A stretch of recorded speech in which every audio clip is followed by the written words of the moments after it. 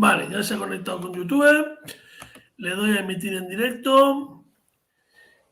Perfecto. Perfecto.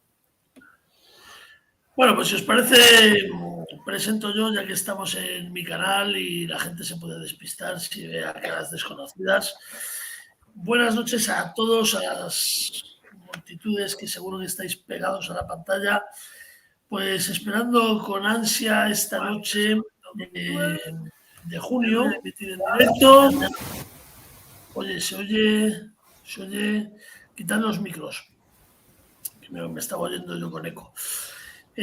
Bueno, noche previa al verano, justo no sé si es mañana o pasado que inauguramos el verano y nosotros pues hoy tenemos un poco sesión especial también. Cambiamos de libro, si os acordáis llevamos las 3 últimas sesiones con el libro de Jesucristo para los jóvenes de Gabino Uribarri y hoy pues hemos decidido apostar por el libro A la espera de Dios de Simone Weil.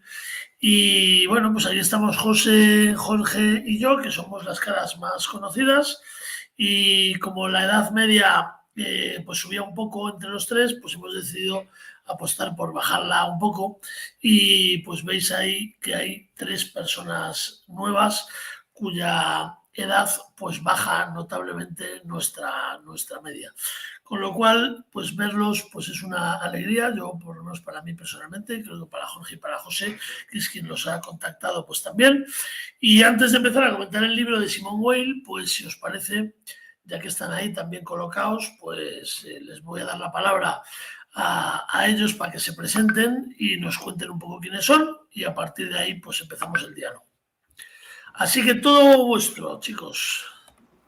Bueno, pues ante todo estamos aquí porque hemos conocido a José Fer por las redes, por su intensa actividad ahí como divulgador de contenidos interesantes.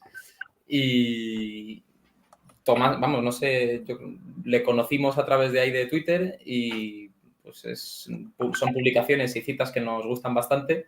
Así que en cuanto vimos el seminario este sobre Weil, pues decidimos sumarnos. Y nada, yo estoy haciendo el doctorado en Historia Medieval.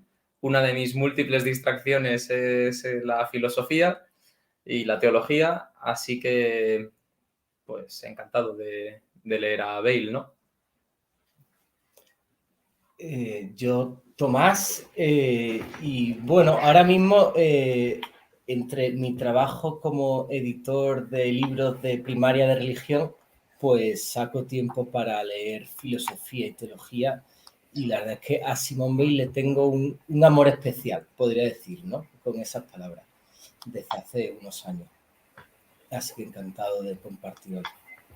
Bueno, yo soy Tomás, bastante más joven que Ignacio y que el otro Tomás.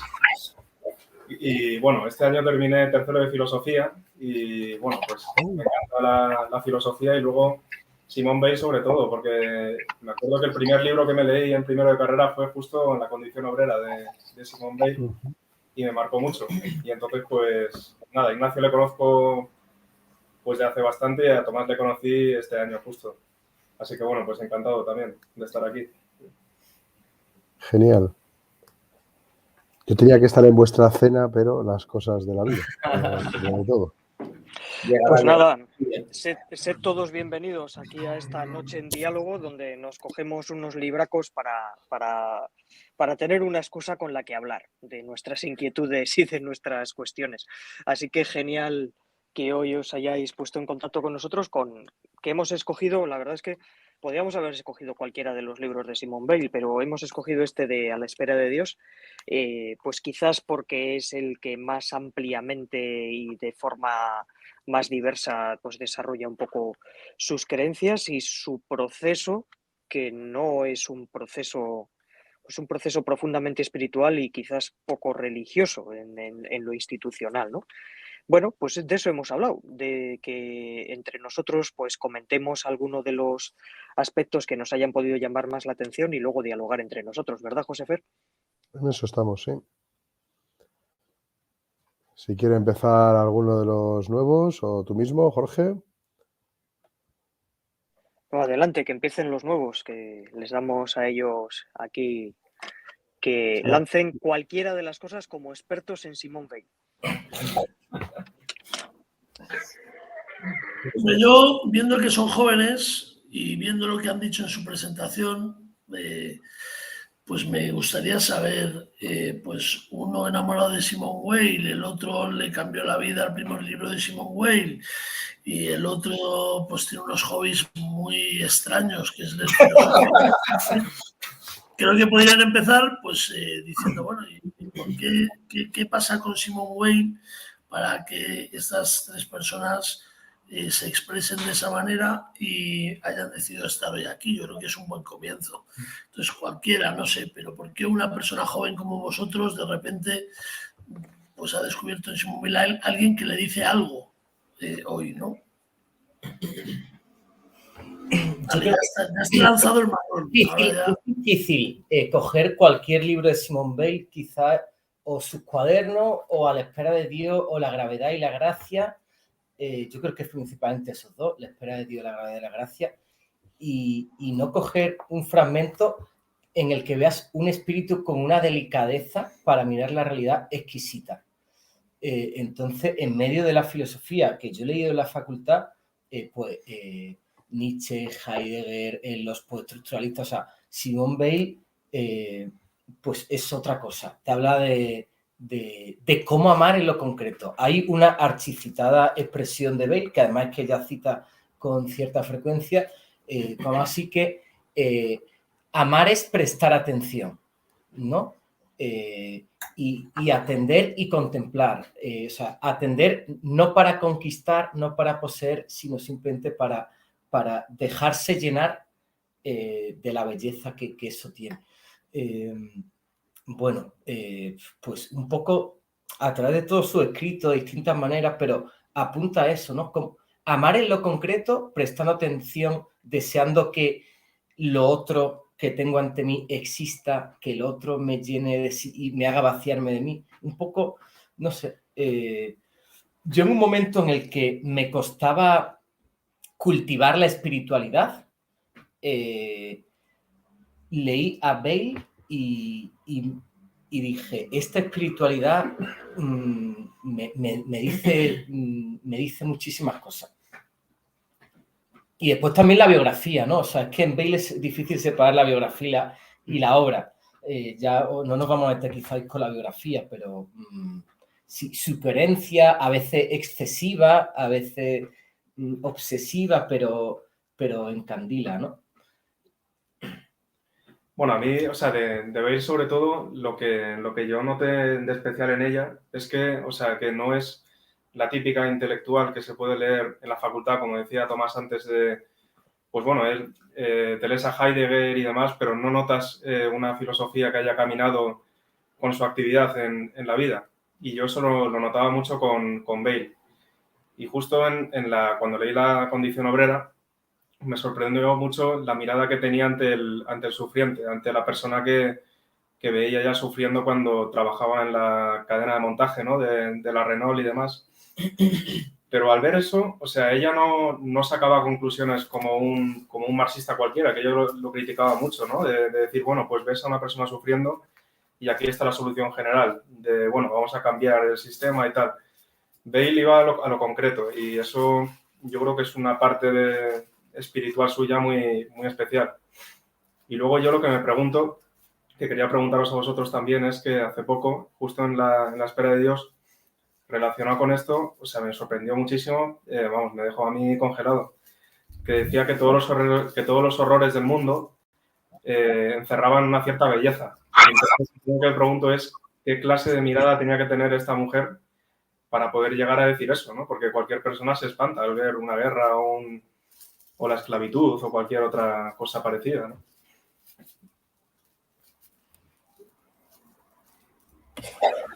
Antes de continuar, ya que tenemos un nuevo rostro conectado, pues le voy a dar la palabra para que se presente, si os parece, y nos diga un poco pues quién es.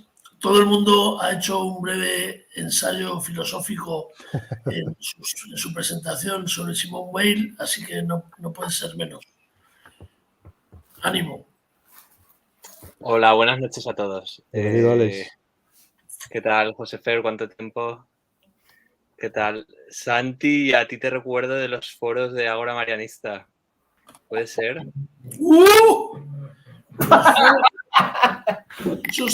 Eso es el comienzo de Internet, casi. Eso, Vaya que madre sí. mía. Sí. Bueno, buenas noches a todos. Me llamo Alex, soy de Valencia y bueno, estuve viviendo una temporada en Madrid y ahí coincidí con José Fer, trabajando también en el Colegio Moros. Y ahora estoy aquí viviendo en Valencia. Y bueno, me invitó mi amigo Paco, me regaló el libro y me lo he ido leyendo poquito a poco. Me está gustando, inspirando mucho. No conocía a Simone Weil y bueno, me está apasionando. Me parece muy interesante, ¿no? Toda su vida y bueno, la he ido conociendo en las cartas que he leído, pero sobre todo me están gustando los ensayos y no me lo he acabado, pero estoy disfrutando mucho. Me sorprende la clarividencia, ¿no? que tiene en muchas de las cosas que va narrando. Y bueno, vengo simplemente pues a escuchar y aprender también y a ver qué puedo compartir si se da la ocasión. Muy bien, Alex. Lo has intentado, ¿eh? Quiero decir que es que tú te pasa como a mí, que hemos descubierto a Simone Weil con este libro. Pero los tres de amarillo, esos que ves ahí, estos ya, vamos, la tienen ahí súper dominada. Ignacio, creo que quedabas tú por empezar así la rondita, no sé si quieres comentar algo.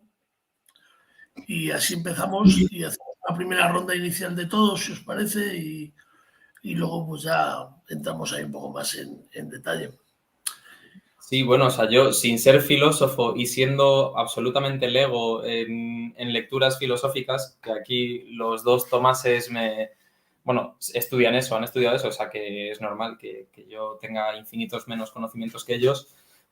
Lo primero que leí de Weil hace unos años, estudiando el libro de Job, fue precisamente uno de los ensayos que está en este libro, que es el de la desdicha y el amor a Dios. Y me sorprendió mucho al mismo tiempo que me pareció drogadura. O sea, dije, esto es complicado de entender, esto es denso, ¿no? Y de hecho es quizá de los ensayos más densos que hay en este libro.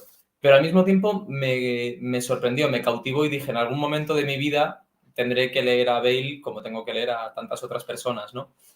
Y realmente no había leído a Weil un libro suyo hasta, bueno, tenía descargados en PDF pues La gravedad y la gracia y, bueno, los típicos, ¿no?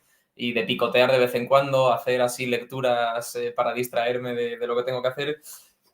Pero no me había sentado realmente a leerme un libro de pe a pa como este, que igual que ha dicho Alex, no me lo he terminado, pero me está gustando bastante, ¿no? Pero siempre la he tenido ahí en la recámara y por eso en cuanto vimos estos carteles de Weil dijimos, vamos para allá. Siempre la había tenido en la recámara por ser una mujer, una pensadora inclasificable, ¿no? Que lo peor que hay son las clasificaciones, las etiquetas, el etiquetar a gente que realmente es que es muy, muy sui generis, ¿no? Es muy, muy auténtica en ese sentido. Y luego a mí particularmente, personalmente, por mi vivencia de fe, me atraen los pensadores, o las pensadoras en este caso, que están, como se titula uno de las cartas o de los ensayos, en el umbral, que están a las puertas de, ¿no? Que están en la periferia, que están... podría decirse, ¿son heterodoxos? Pues yo digo, pues yo no veo heterodoxia, yo veo una autenticidad y una honestidad en esta mujer que me parece loable, ¿no? Sin, ojo, que también existe la tentación de bautizar a Weil cuando ella misma no se bautizó, ¿no? Que eso, alguna amiga nuestra experta en Weil siempre lo dice, de cuidado con los cristianos que bautizan a Weil, ¿no? Y ella no dio ese paso, por lo menos no parece que lo diera del todo, ¿no? Pero aún así, aunque no diese ese paso, el propio hecho de no dar ese paso me parece de una lealtad humana, de una honestidad que me parece fascinante. No plegarse a pensamientos de masa, ¿no? Y nada, dejo la palabra al resto.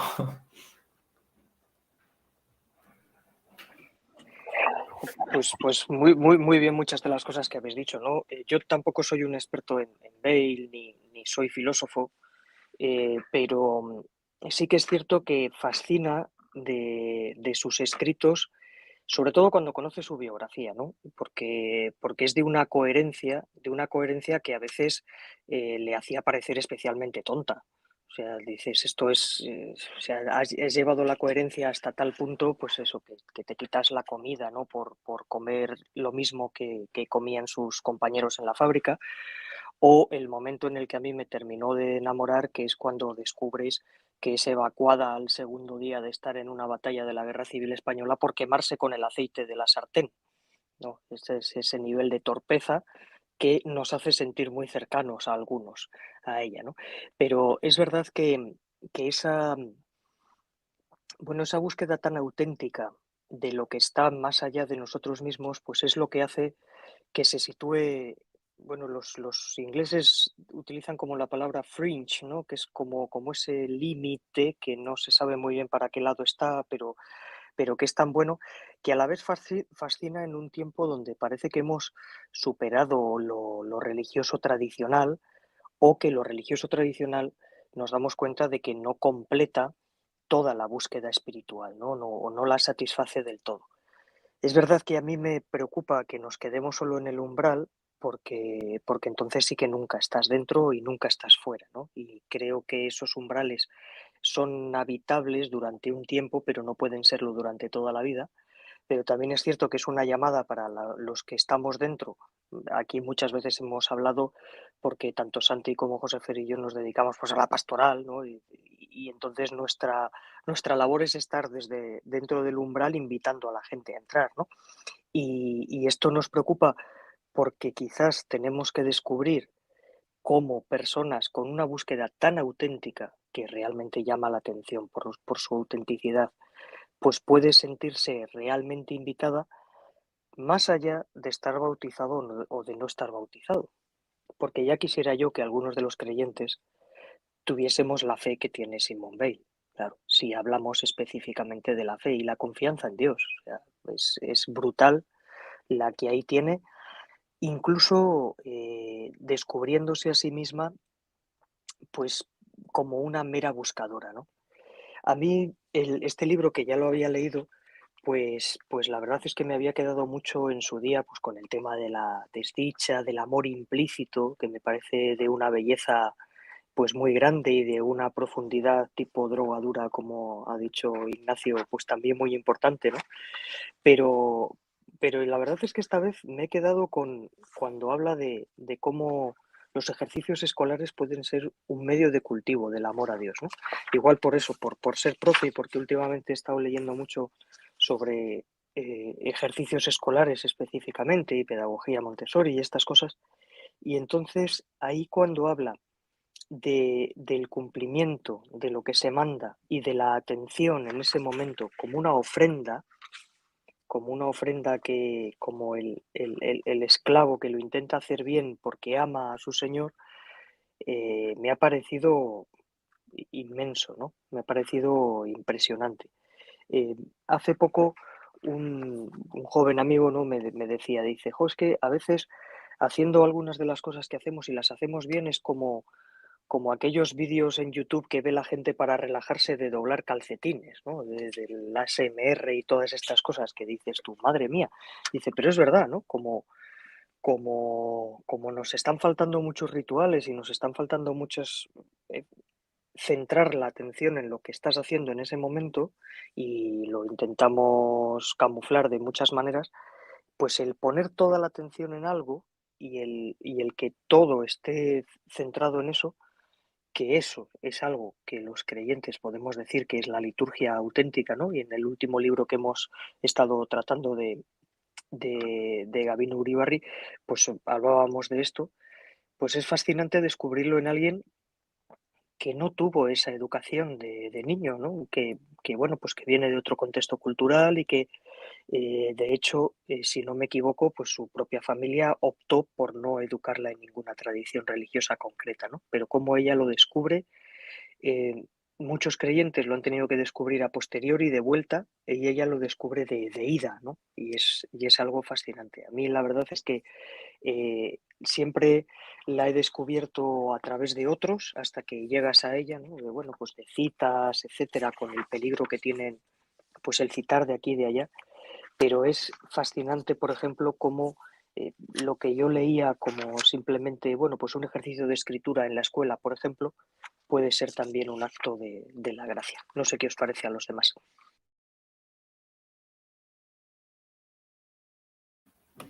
Yo sobre este tema de la atención y en especial el ensayo que citas tú, Jorge, me parece especialmente actual. Incluso yo estos días en Twitter, desde que se anunció la convocatoria, he visto gente, no sé si Ignacio y otros que iban a ese escrito particularmente. Y pues me parece muy actualidad en una pedagogía como la que se está intentando desarrollar de las competencias, porque ella no va al contenido, sino al cómo, a la práctica, al hábito, pero al mismo tiempo sí que es un poco extemporánea. Por otro lado, también se podría comparar con las técnicas de mindfulness, pero dice, la atención no tiene que ver con una concentración, no es un acto de la voluntad, sino del deseo. Entonces, claro, un maestro, un profesor podría decir, venga, si estáis un tiempo en silencio, así como haciendo fuerza muscular, dice ella, dice, no es eso, es como esta práctica fenomenológica, podríamos decir, o de cierta pasividad donde dejo que la realidad se me imponga, se me dé, o sea, sí, y dice como que ocurre una especie de milagro. Y después, en ese texto, pero también en otro, al final, cuando ella describe la atención, habla de amor. Y como de algún modo dice, cuando el estudiante sabe dentro de sí que 2 más 2 son 4, hay un punto en el que tiene un contacto puro con Dios. O sea, o sea, es un poco misterioso desentrañar lo que quiere decir, pero me parece como un horizonte en el que todo esto que hablamos de, ya no de competencias, sino de la inteligencia múltiple, no se pueden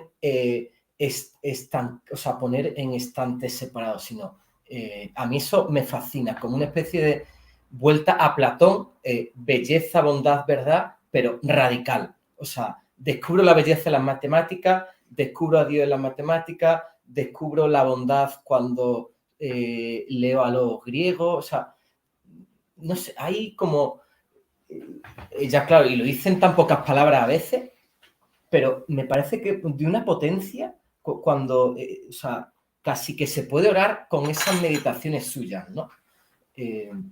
Y yo creo que es un pensamiento, a veces digo yo, el de Bale para el futuro. De seguir poniendo nota a pie, de seguir haciendo comentarios. O sea, esto de la atención, ¿qué quiere decir? No sé. Podemos tirar un poquito de este hilo, que es el texto que ha dicho Jorge. Atención, amor. Atención no es voluntad, no es concentración. ¿Qué es? Bueno, yo, a ver, que sé también pues mucho menos que vosotros, pues a mí me suena o lo relaciono un poco, igual voy a decir, si digo alguna barbaridad vosotros me corregís, porque yo como me lanzo aquí a hablar sin saber muchas cosas, a mí me suena un poco, también bueno, lo hilo un poco con espiritualidades del estilo de Teresa de Lisieux y algunas otras personalidades dentro de la Iglesia, que donde personas que han sido capaces de descubrir desde una actitud que puede parecer pasiva a priori en su fe, pues vivir con intensidad la realidad y el encuentro con Dios, ¿no? En lo pequeño, en el aquí y en el ahora, que yo lo relaciono con esto de la atención, el aquí y ahora, ¿no? Que muchas veces también pues Teresa de Lisieux dice. Para mí viene a romper mucho de una forma de ser creyente que creo que mayoritariamente es la que nos han metido en las venas, que es la manera en la que yo soy un protagonista activo que tiene que hacer muchas cosas. Y nos han enseñado muy poco a ser receptores cuando fundamentalmente casi todo nos ha sido dado, ¿no? Es más, nos cuesta aceptar que ya hemos sido salvados, que el amor ya nos ha sido ofrecido y que posiblemente lo mejor que podemos hacer es simplemente pues responder a coger eso y responder ante eso, ¿no? Simone Weil y otras personas han sido capaces, yo creo, de darse cuenta de esto, es decir, que no se trata tanto de hacer, sino de contemplar, como estáis diciendo, de acoger y de dejar que la realidad, que Dios mismo te transforme, ¿no? Es una transformación pues muy diferente, ¿no?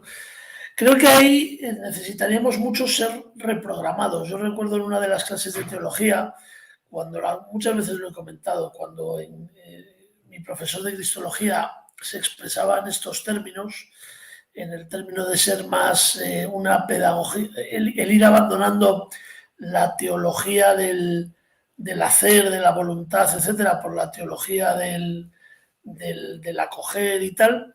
Recuerdo que me tuve que ir a dar un paseo y refrescar mi cabeza, porque es poner patas arriba pues toda una vida en el fondo, toda una manera de situarte ante la realidad y ante tu Dios también, ¿no?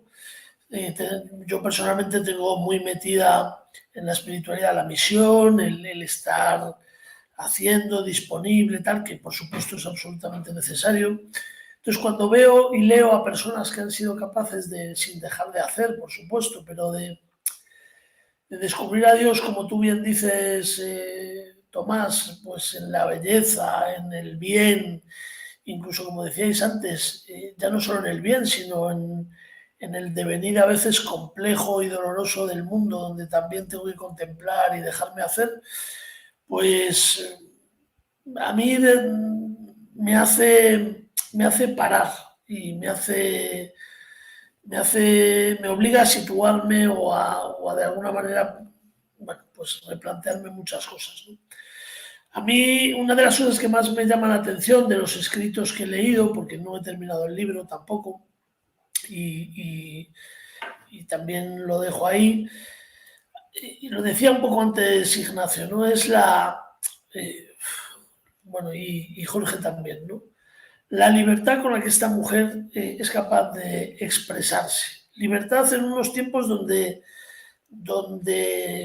vuelven los bloques ideológicos de manera exacerbada en todo. Es decir, que estamos en tiempos donde para remarcar y sustentar mi identidad me tengo que confrontar enfrentándome a la identidad del otro, ¿no?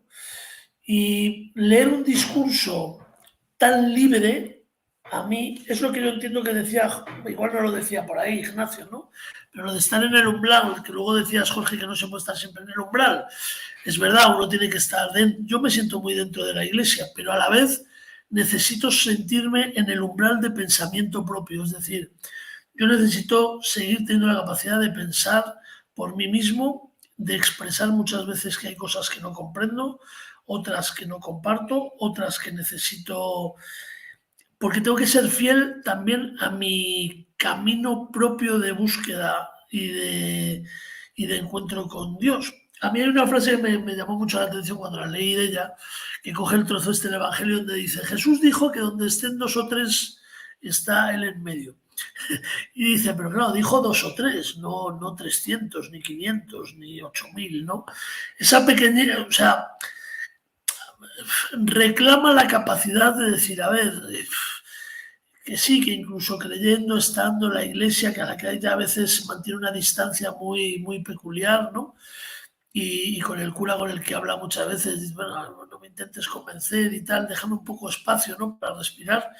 Yo personalmente también lo necesito. Y cuando no me siento en ese sentido libre, y muchas veces trabajando en las instituciones religiosas, yo que trabajo en Escolapios, en el cole, en una institución tal, o en la diócesis, o en lo que sea, ¿no? Ves que cuando perdemos eso, es que no sé si podemos perder mucho más, ¿no?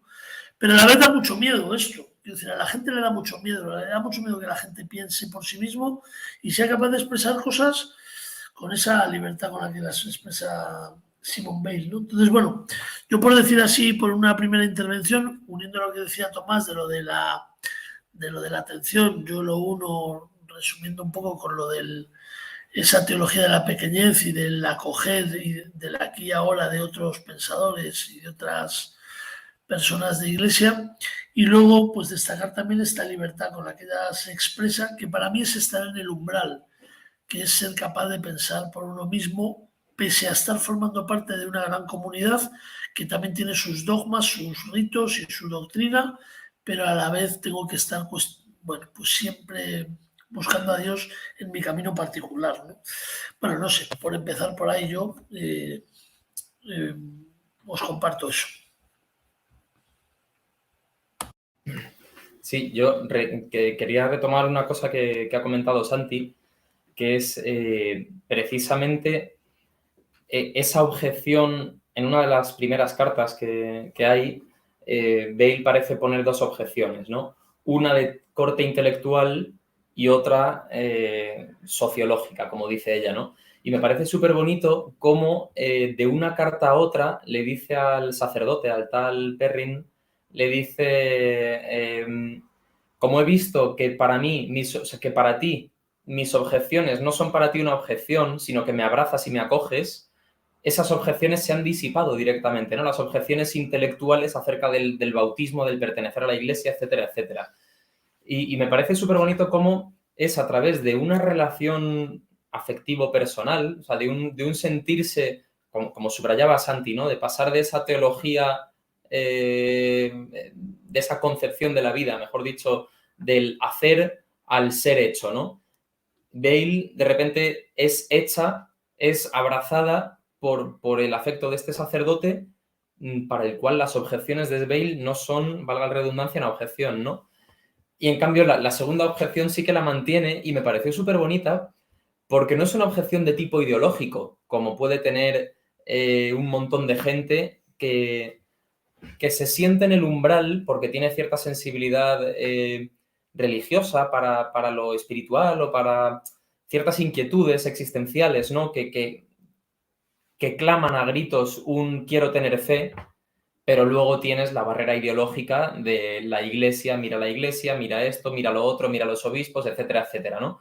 La objeción de Bale no parte del mal que pueda haber dentro de la iglesia, que siempre lo habrá, sino de su propia, que esto me pareció enternecedor, de su propia percepción de sí misma. O sea, dice, yo soy una tía que si ahora viniesen 14 nazis y me contasen las maravillas del Reich, yo me haría nazi, ¿no? Entonces, ella se conoce mucho a sí misma, conoce su debilidad. O sea, no es que ella sea una mística ascética del desierto que quiera vivir sola. No, no. Ella conoce su personalidad mimética de asimilarse a la masa, al grupo. Y dice, y precisamente por eso no quiero, por el riesgo, o sea, por conocer el riesgo que puedo correr, no quiero formar parte de esa masa, ¿no? Que es ahí lo que decía también Santi, de donde dos o más, pero tampoco te pases, ¿no? No muchos más. Y me parece bonito y al mismo tiempo muy actual y un poco, como decía Tomás, también muy, muy extemporáneo.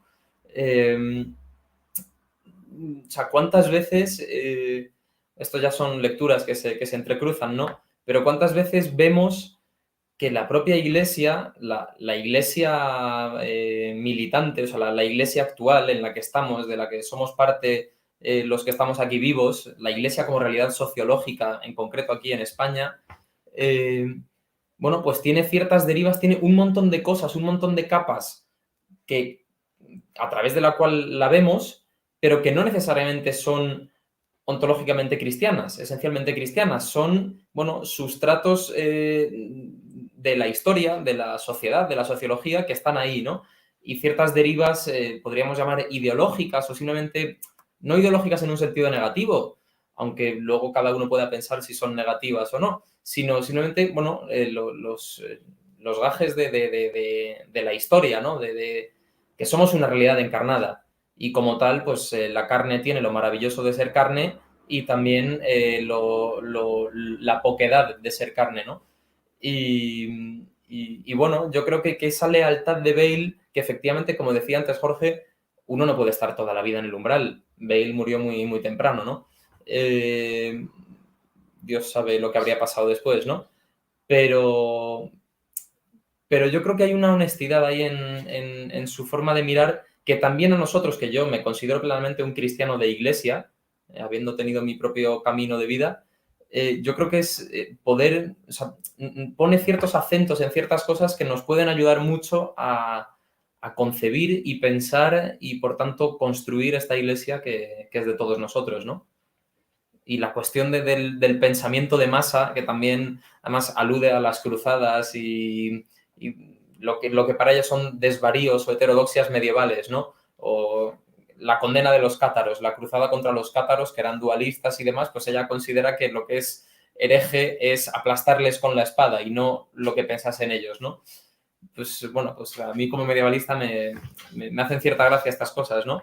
Pero yo creo que es importante para darse cuenta al menos de que el trigo y la cizaña van juntos, y no solo por la cuestión de que todos somos pecadores, sino porque todos somos historia y todos somos seres históricos, y la Iglesia es una realidad histórica también, que por tanto participa de ciertos movimientos de pensamiento que pueden estar más o menos alejados de la verdad, ¿no? Y ella dice, pues obviamente, Santo Domingo, cuando va a... Bueno, Santo Domingo es santo, ¿no? Pero el resto, o los papas que proclaman cruzadas y demás, pues dice, pues eso es una aberración. Forman parte de la mentalidad común de la época. No son menos buenos que yo o menos santos que yo, porque son mucho más santos que yo, pero están imbuidos de la mentalidad de la época. Entonces, esa alerta frente a la mundanización de la Iglesia, en expresión de Francisco, yo creo que es interesante. Yo quería sacar una cosa así relacionándolo con lo que decía Ignacio, que es que antes de decir lo del tema de los nazis, a mí me sorprendió mucho cómo Simone Weil decía que ella nunca quería separarse de la muchedumbre, de la realidad que le había tocado vivir. Y a mí eso, o sea, me recuerda mucho a... Bueno, o sea, yo soy cristiano, pero muy recién convertido. O sea, siento que pertenezco a la iglesia y demás desde hace muy poco. Y me recordó mucho una cosa que decía ella, que es que, o sea, que a Dios ella nunca lo buscó en el sentido del concepto, ¿no? De la idea y demás, porque eso, pues para ella no le llenaba, sino que ella estaba dentro de la muchedumbre y vivía tan intensamente la realidad que decía, es que, vamos a ver, yo nunca he buscado a Dios, pero con un encuentro tan grande con la realidad que me ha tocado y demás, he sentido que algo me superaba, ¿no? Que algo me trascendía. Y justo me sorprendió mucho también que es que ella en un momento escribe también que en los evangelios el ser humano nunca busca a Dios a partir de la idea o a partir de un libro, ¿no? Sentado en su sofá, sino que Dios se le aparece, Dios hecho carne.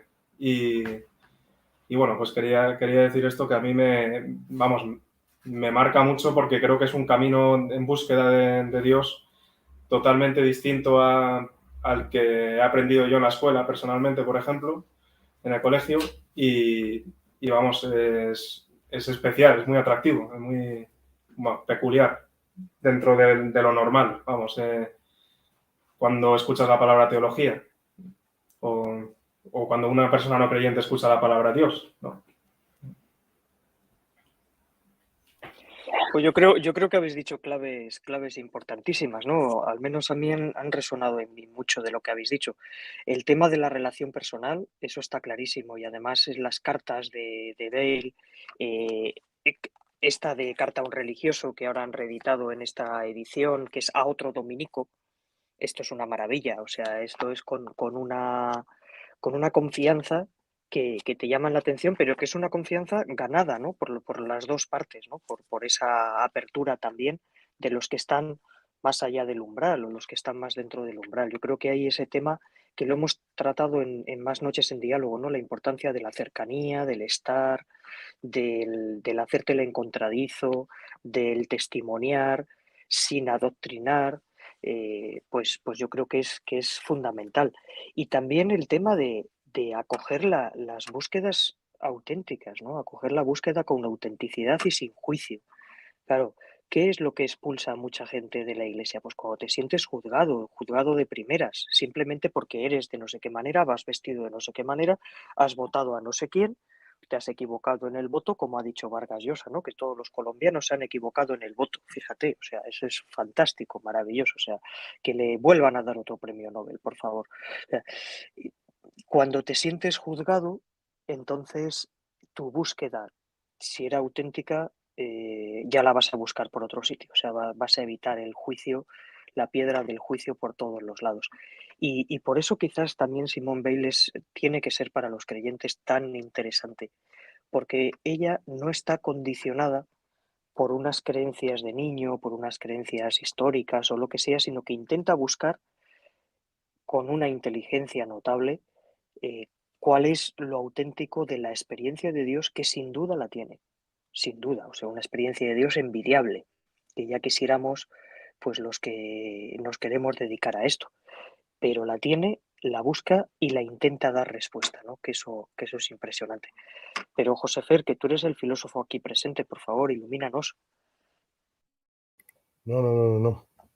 La verdad es que estoy cansado y escuchando, bueno, las cosas que decíais. Yo, o sea, mi situación de partida creo que es distinta. Es decir, yo tengo, bueno, no tengo una aceptación inmediata del pensamiento de Bail, así como, pues no sé, muy claro, ¿no?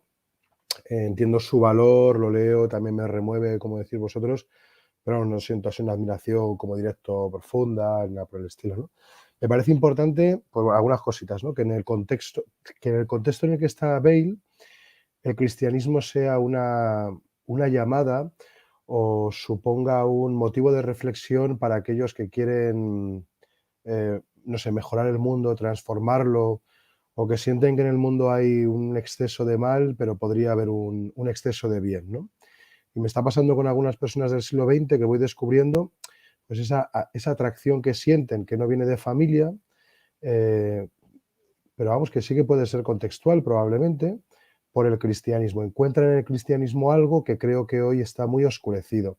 Entonces me parece que es importante esa primera reflexión. Y luego, toda la parte que dice Bale de qué es aquello que se puede amar de forma directa y qué es aquello que no se puede amar de forma directa, ¿no? A mí esa cuestión me parece también muy interesante de plantear, ¿no? Y por qué algo lo amo, puedo amar de forma directa y hay cosas que a lo mejor amo, pero no puedo amar de forma directa. Yo creo que hay que hacer muchas cosas distintas. O sea, para poder decir que yo quiero a un alumno o a mi mujer, creo que tengo que hacer cosas muy distintas de amar a mi mujer. O sea, de amarla directamente, ¿no? O de amar a un alumno directamente. Creo que hay ahí un paso indirecto que a mí me resulta muy interesante planteármelo, porque creo que es un análisis muy potente, muy poco meloso de la realidad y muy comprometido. Es decir, si yo quiero decir que amo a alguien, tengo que hacer muchas cosas que no se parecen en nada a amar melosamente a alguien, ¿no? O sea, dar mi vida, comprometerme, estar a su lado, situarme en la historia de su lado, etcétera, etcétera, ¿no? Entonces yo creo que en esa parte de amor indirecto hay algo muy importante que es el orden, la presencia y ese descubrir al prójimo, ¿no? Cuando uno se pone en esa tarea de amar, creo que es muy interesante descubrir el prójimo, ¿no?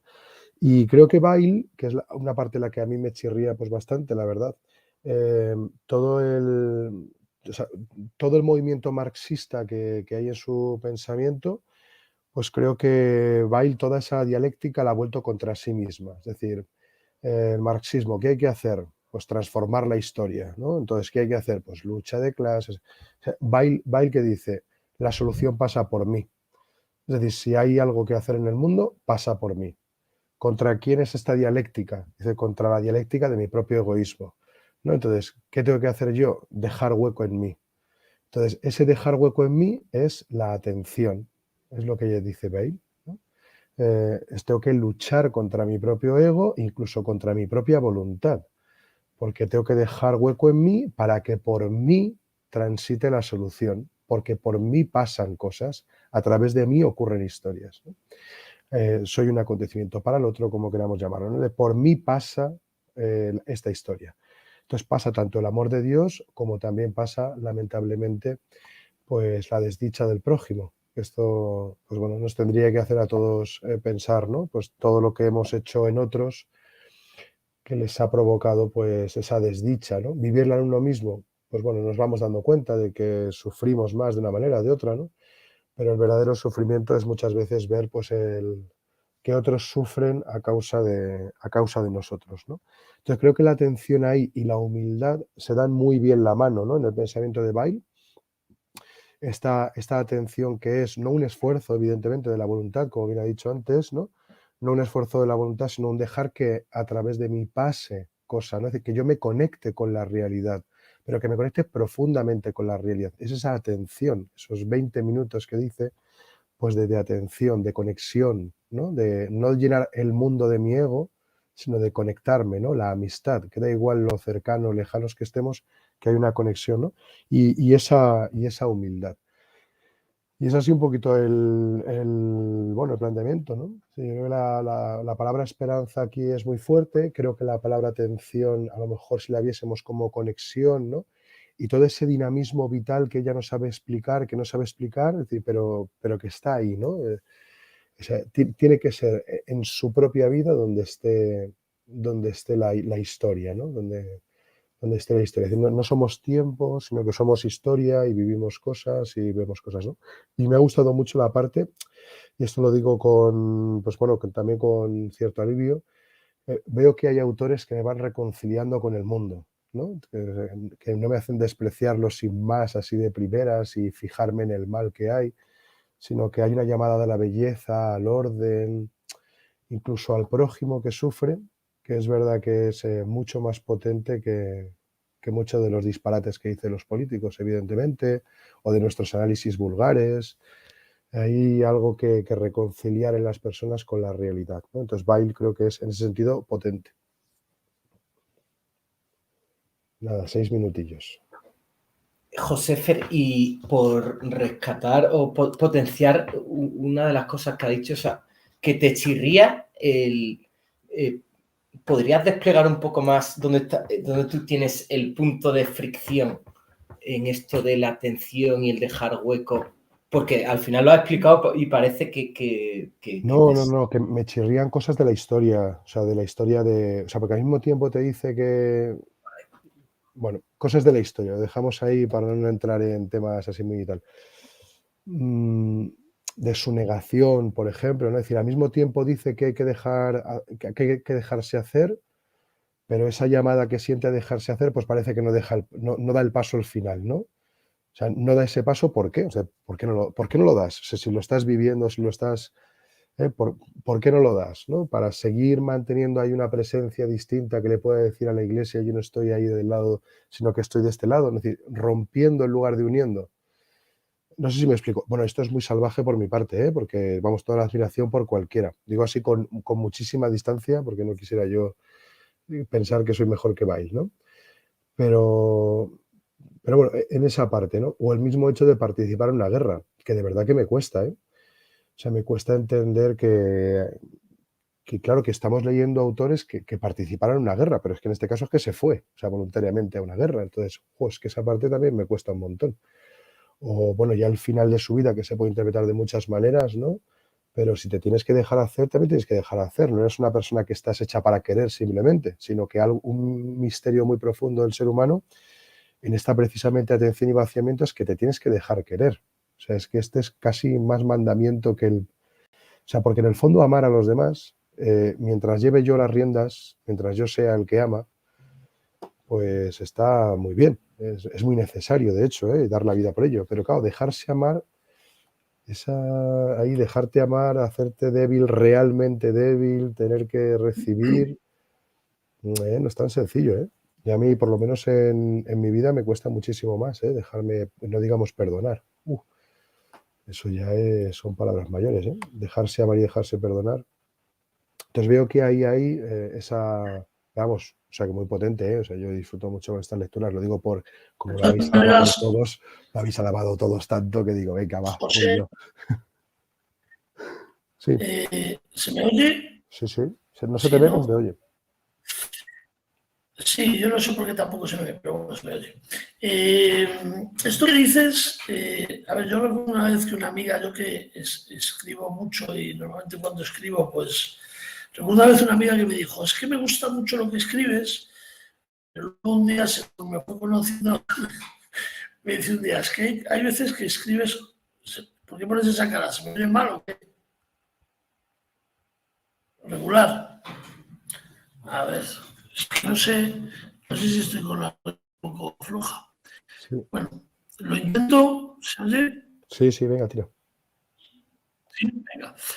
Esto que comentas ahora de que esto me parece interesante no solo para Simone Weil, sino para cualquier persona. Es decir, es que siempre va a haber una disonancia. Es que encontrar, no sé, yo leo los pensamientos de una persona y tú dices, hay algunas cosas que me chirrían luego con su vida, con sus opciones vitales, ¿no?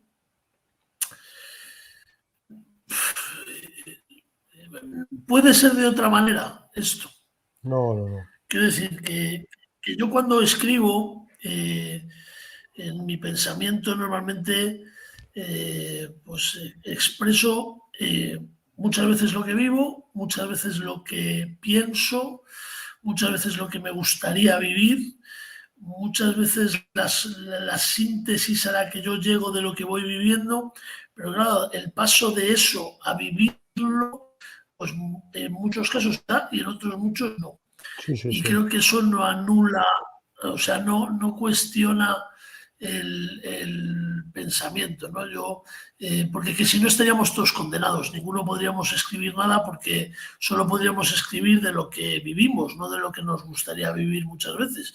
Y yo me reconozco escribiendo en un Santi que muchas veces me gustaría ser y no soy. Y que posiblemente escribiéndolo me acerque a serlo, pero claro, sigue habiendo una distancia muchas veces, ¿no? Eso por un lado. Por otro lado, me gustaría comentaros también a los que estáis aquí, igual es una pregunta también de onda, ¿no? Pero yo muchas veces leyendo a estas personas que han vivido en un momento muy concreto y además que han sido, pues también decías antes, José, pues personas, bueno, pues del siglo XX, tal, un siglo muy, pues muy muchos aspectos. Es necesario tener es necesario estar al límite para llegar a descubrir ciertas cosas. Eso es una pregunta que yo a veces me hago a mí mismo. Es decir, a mí me toca vivir un momento histórico donde no estoy al límite, por ejemplo, ¿no? A lo mejor, pero bueno, los últimos 40, 50 años han sido un periodo histórico relativamente, pues, claro, visto desde mi perspectiva, igual si lo viera desde la perspectiva de los que viven en Siria, pues diría, pues hombre, no ha sido tan tranquilo los últimos 40 años. Pero desde mi punto de vista, siempre decimos, no, una época de prosperidad, una época de paz, una época...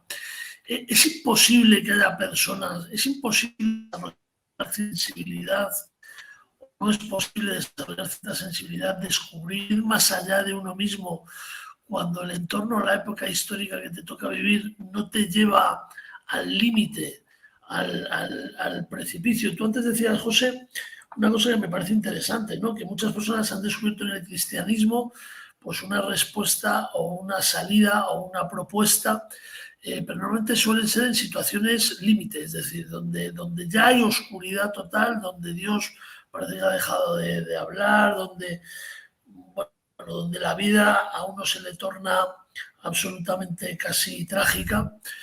Y yo a veces me hago esta pregunta, me pregunto esto, ¿no? Porque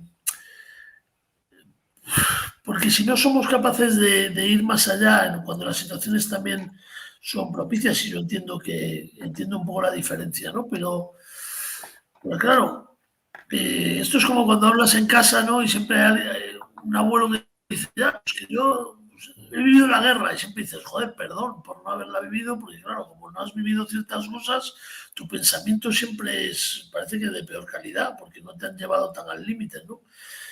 No sé si todas estas, si hoy necesitamos otra vez, si la humanidad solo reacciona o solo es capaz de ir más allá o solo es capaz de reconectarse con ciertas búsquedas cuando las situaciones se tornan absolutamente dramáticas.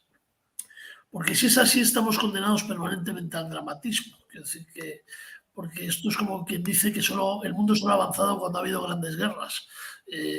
Y tú miras la historia y posiblemente en muchos casos tengan razón, ¿no? No sé qué pensáis los demás. No tiene mucho que ver con Simone Weil, sí, ¿no? Pero que son personas.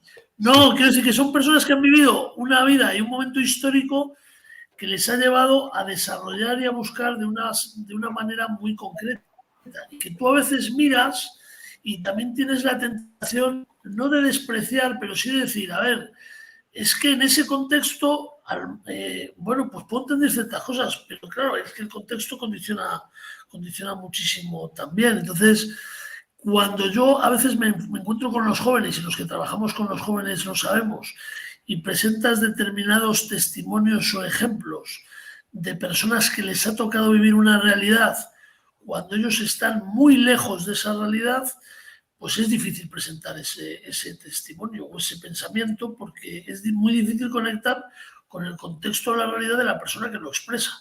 Entonces, yo me veo con esa dificultad muchas veces, ¿no? Entonces, bueno, no sé cómo lo vivís los demás. Igual me estoy enrollando, me he ido un poco, pero bueno, quería decir esas dos cosas. Una, bueno, creo que me he expresado más o menos. Yo a lo primero es que como todos habéis hablado bien, pues quería poner el puntito ese crítico. Si hubieseis todo hablado mal, pues yo lo hubiera defendido, ¿eh? O sea, no creo que sean, o sea, vamos, espero que a mí no me reviséis, porque como reviséis a mí, vais a encontrar cosas que no queréis conocer de mí. Entonces, no se trata de eso, sino que lo que quería decir es que el mismo camino de Simone Weil que tantas veces se alaba, a mí me parece que es como mínimo ambiguo. Como mínimo ambiguo. Ya está. Y luego he intentado subrayar pues todas las cosas importantísimas. Y una de las palabras que he puesto aquí en mi esquema era el tema de la posición, que es algo muy de, ¿no? Todos tenemos un punto de vista, todos tenemos una perspectiva, todos tenemos una posición y aquí hay gente que te dice, vale, pues tu posición se puede cambiar. Es verdad que todos vemos la vida desde una perspectiva, pero mira, tu perspectiva puede cambiar. ¿Cómo? Acércate ahí, ponte en este lugar, en el caso nuestro, pues en la escuela, ponte del lado de los chavales, inténtalo, ya verás tú cómo ves las cosas de forma distinta, ¿no? O vete a la fábrica de Renault, ya verás cómo ves las cosas distintas, ¿no? O métete en el frente, ya verás cómo ves las cosas distintas. Que a mí esta parte también me parece importante, es decir, que la verdad tiene que pasar por la propia vida, no puede ser al margen de la vida, no es una verdad que está escrita en un libro y la aprendo, sino que la tengo que vivir, de hecho, si no, no es una verdad, vamos. Venga, buenas noches, Paco. Buenas noches, perdonad. La vida familiar.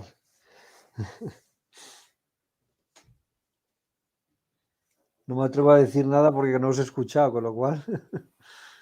Bueno, venga, los expertos o Alex, venga, cuéntanos algo. Alex todavía no se ha pronunciado. Está por salir del cascarón todavía. Yo estoy todavía viendo lo que hay, sí. No, bueno, me está pareciendo muy interesante todo lo que estáis comentando. Es una gozada, la verdad, poder escucharos. Yo por decir algo de lo que habéis hablado, bueno, pues me ha gustado mucho el ensayo sobre también el buen uso de los estudios escolares. También es verdad que no he llegado mucho más allá del de la desdicha, pero me ha parecido contracultural por la parte de que, bueno, es quizá lo que siempre nos dice la experiencia o la vida en sí, ¿no? Que hay que poner atención a las cosas, hacerlas con cuidado, con mimo, ¿no? Que la vida está en los detalles, y es un mensaje totalmente contrario, ¿no? a este mundo acelerado, rápido, y económico en el que se trata de sacar el máximo provecho, ¿no? Es, en ese sentido, pues, bueno, a mí me agrada porque yo igual soy de lento procesar y siempre me he sentido muy identificado en estas cosas y así lo creo también. Y luego, bueno, pues por destacar otra cosa, a ver, es verdad que son distintas, una carta personal que se supone que era privada, ¿no? A un ensayo donde te expresas con tranquilidad y con conocimiento de lo que quieres decir, pero que sí que me ha llamado la atención una tensión que he detectado, bueno, pues entre una ansiedad bueno, en la que me reconozco también, ¿no? De las circunstancias de la vida, de la persona, de la toma de decisiones, de la indefinición, que es la que muestra en sus cartas, frente, bueno, a las reflexiones sencillas vamos, es que podría no parar de subrayar frases, que lo dicen todo, ¿no? Citas célebres que salen de ahí en sus ensayos, ¿no? Una sencillez y una clarividencia, como he dicho antes, que bueno, en lo que nos reconocemos, ¿no? También quizás, bueno, personalmente pues siempre encuentras mucha indefinición en tu camino, pero en los ensayos, pues bueno, pues muestras también tus convicciones o como expresaba Santi también tus deseos de ser, ¿no? Una cosa que, bueno, pues eso es lo que me sale compartir. No sé si es suficiente aportación para este foro.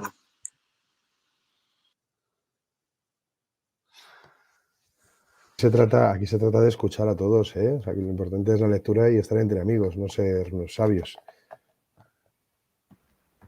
Sí, es verdad que es muy enriquecedor. A mí me pasa un poco lo mismo, ¿eh? Cuando lo he vuelto a leer, ahora ya con una cierta edad, pues es verdad que había páginas en las que te dan ganas de subrayar tantas cosas, tantas cosas, tantas cosas. Eso, encontrarte en un libro, pues así porque sí, es bonito, ¿eh? Esa simpatía, esa conexión. Hay que... o sea, el pensamiento de Bale, publicado, editado, es muy desnudo, en parte por la forma en que está pensado por ella, que no es para publicarse, salvo dos ensayos, uno entero, que es el de las causas sobre la condición obrera o la opresión obrera, que es muy cortito, y después otro a medias, que es el de echar raíces, que lo edita Camus. Lo demás, el que estamos leyendo para hoy, está cogido, o sea, lo editó su amigo Gustave Thibon, me parece, ¿no? O el cura. El cura, yo creo. El cura. Es póstumo. O sea, cogen parte de sus cuadernos y lo cogen así. La gravedad y la gracia, lo mismo. Por eso quizás tiene esa potencia, es casi que como si no tuviera capas, ¿no? O sea, te impacta de golpe. Y sobre la cuestión que ha planteado Santi, de si hace falta experimentar, vamos a llamarlo, la decadencia para prepararse ante ella, para... Simone Weil lo que está claro es que adopta el principio de encarnación, o al menos lo intenta hasta sus máximas consecuencias cuando se va a la fábrica, cuando se va también... O sea, ella tiene una plaza como profesora de filosofía, siendo de las primeras de su promoción, y en los veranos se va a trabajar. Después también se va a España a la guerra civil, porque tiene como... Ella a veces es como una pacifista radical, después dice que no puede quedarte impasible, entonces se va. Cuando ella vuelve de España, de estar en la columna de Urruti, aunque ella sigue apoyando al bando republicano, dice, nos merecimos perder solo por los horrores que he visto yo, que hemos cometido, que han cometido los míos, solo por eso nos merecimos perder. O sea, esa delicadeza para decir, los otros tienen que haber hecho horrores, pero o sea, ese contacto con la experiencia a ella le hace cambiar continuamente.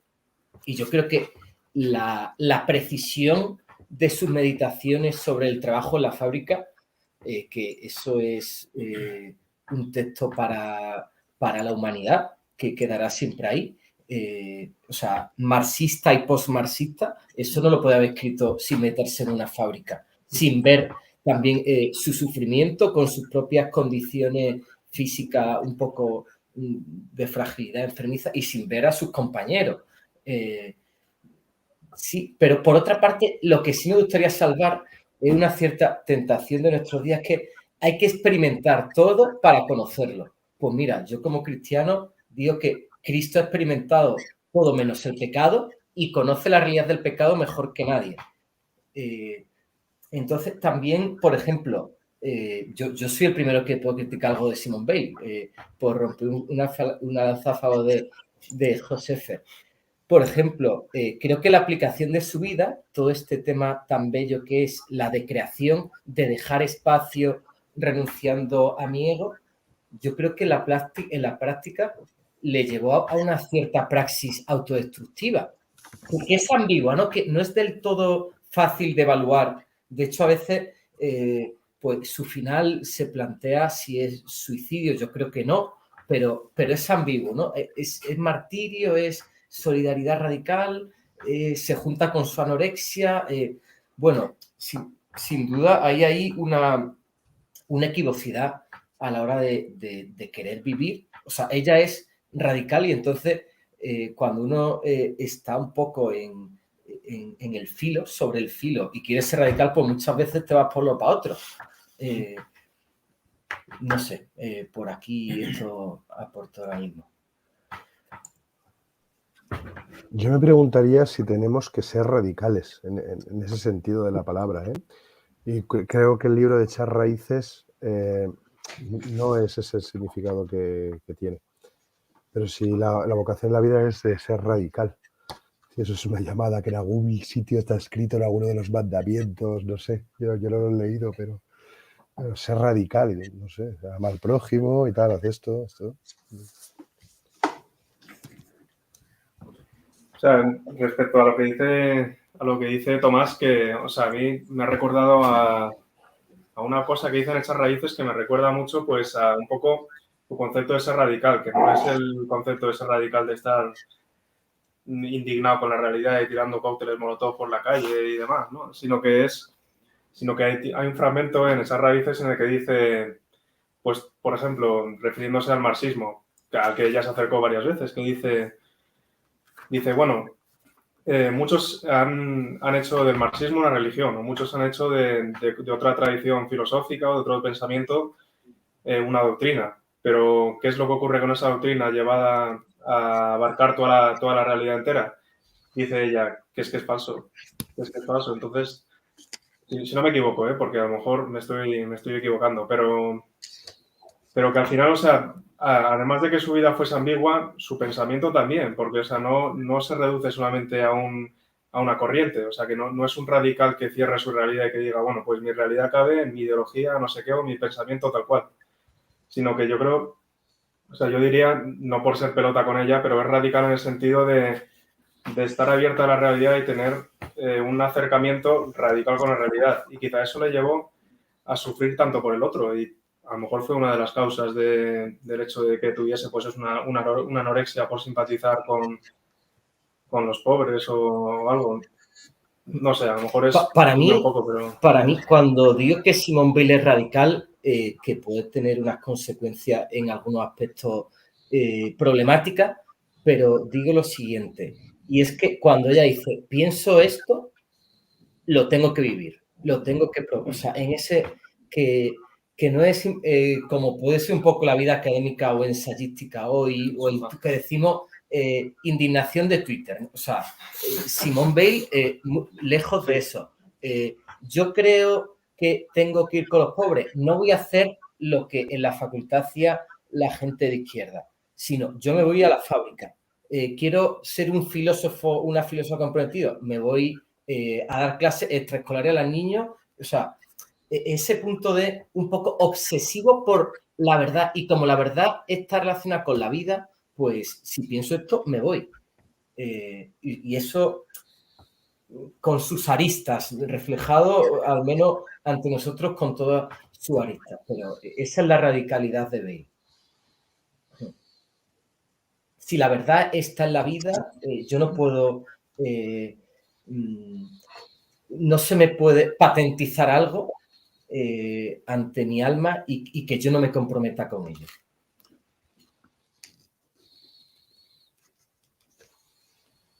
Sí, eso está claro, ¿eh? O sea, me parece que es una de las partes más potentes. Es verdad que en medio de un siglo, ¿no?, que decimos tan totalizador, ¿no?, tan totalizante, tan de masas, una subjetividad tan fuerte, llama muchísimo la atención, ¿no? Es que es su forma de salir de que nadie, o sea, en plan cínico, de los mejores cínicos, ¿no?, que nadie me confunda con uno de los suyos. Casi es lo que viene a decir, ¿no?, tanto a unos como a otros, ¿no?, para poder ser yo mismo, para poder vivir auténticamente, que nadie me confunda, ¿no? Pero claro, es verdad que en su tiempo, pues claro, los movimientos de masas eran muy potentes, ¿no? Y se veían de forma directa, ¿no?, las tensiones que provocaban. La polarización de ahora todavía no ha llegado a ese extremo, Santi. Que nos echamos las manos a la cabeza porque nos decimos cosas en el Parlamento, pero no hemos llegado a ciertos puntos a los que yo no quiero llegar, ¿eh? Claro. Pero bueno, Jorge insiste en que nos hemos pasado de la hora. No sé si Paco quiere decir algo, que yo sé que lo ha leído, ¿eh? No, es que, nah. Supongo que habréis hablado de su... Recuerdo que Miguel García Baró le llama la estoica cristiana. Habréis hablado ya de eso, ¿no? Que a mí es lo que más me remueve, siendo un enamorado de esta mujer, bueno, pues de muchas cosas, como decís, que subrayaría, pero esa obediencia a la materia que ella plantea, ese estoicismo tan radical, en el cual, como dice ella, si te anclas en esa experiencia incluso de la desdicha, pues te quedas a la espera de Dios. Es que es un poco bestia. Por lo menos vitalmente me parece un poco bestia, sí. Pero bueno, quitando eso, ¿no? Simplemente asumiendo que ella está ahí. Me ha sorprendido algo, ya quizás más teórico, teológico, pero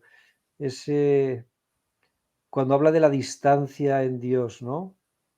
La máxima distancia, la máxima cercanía en la experiencia de Cristo, alejado, habiendo, bueno, pues solo se lo había escuchado o leído a Baltasar y resulta que Simone Weil lo dice antes.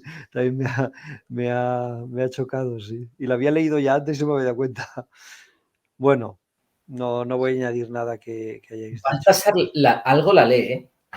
Sí, Supongo. Sí. Muchos grandes de segunda mitad del siglo XX han leído a Bale. Sí. O sea, muchos grandes como Baltasar es que lo han leído todo, o sea, prácticamente.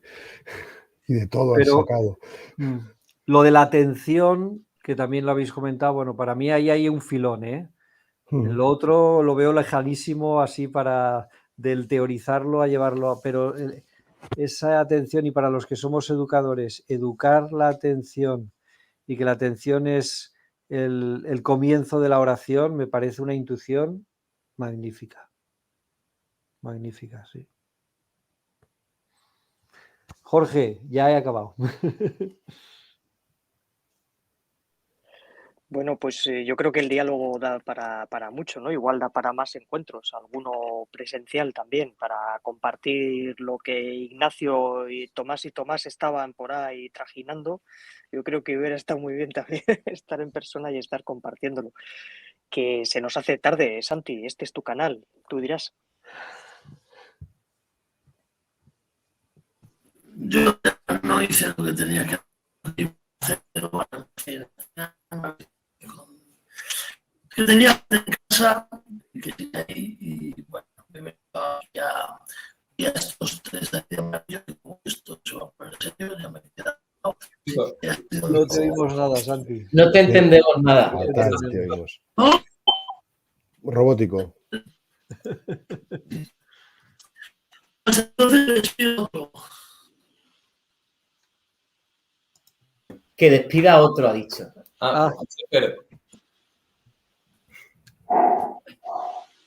Que despida a otro. Yo no puedo, que acabo de llegar. José Fer, despide o Jorge, venga, Jorge. Bueno, pues oye, pues nos agradecemos este ratejo compartido, que es precisamente lo que empezamos a hacer hace unos meses, pues Santi, José Fer y yo, pues juntarnos unos amigos y con la excusa de un libro dialogar, lanzarnos preguntas, lanzarnos pistas, invitarnos a leer otros montones de libros, que siempre estaremos por detrás de, de muchos de los grandes lectores que tenemos por aquí. Bienvenidos a esta noche en diálogo, estáis más que invitados. Todos vosotros, Alex, Ignacio, Tomás, estáis más que invitados a cualquiera de ellos. En principio, si no me equivoco, Santi, lo retomaremos después del verano, ¿verdad? Después del verano volveremos a retomar el tema, pues igual con algún libro que hayamos leído pues por aquel momento como excusa, o quizás tirando de alguno de los hilos que han salido ahora, que son muy interesantes. Y estáis más que invitados e invitados para ir a otros. Ese es el que propones, José Fer. Pero lo propongo para dentro de... Ese, entre otros. No, pero esto lo propongo. Este es pequeñito, no sé. Aquí Es tenemos novedad, ¿no? un punto gordo. ¿Cuál? No, muchas gracias a vosotros y por la acogida y la invitación y sobre todo por seguir penetrando la verdad a través de una grande como Bale y otros. Muchas gracias. Ya quedaremos a comer un día, ¿eh? Sí, queda pendiente. Sí. Nosotros aquí nos hemos juntado para cenar, compartir vino. Es necesaria la carne. Muy bien hecho. Pues nada, muchas gracias también a los que nos sigan por las redes y a los que nos vean el vídeo en algún momento quizás y digan ¿qué hacen estos locos? Pues nada, intentamos dialogar, intentamos estar en camino a la verdad como peregrinos, buscando distintos umbrales, pues como la propia Bale y como tantos otros. Y invitados todos a que sigamos en este camino. Gracias, Santi, como siempre, por la acogida en tu canal. Y nos vemos, pues probablemente será en el mes de septiembre, cuando volvamos a recuperar todo esto, que julio y agosto son inhábiles a nivel de pensamiento, serán de acción, seguramente. Dice José Fer que son propicios para leer un poquito más en la piscinita.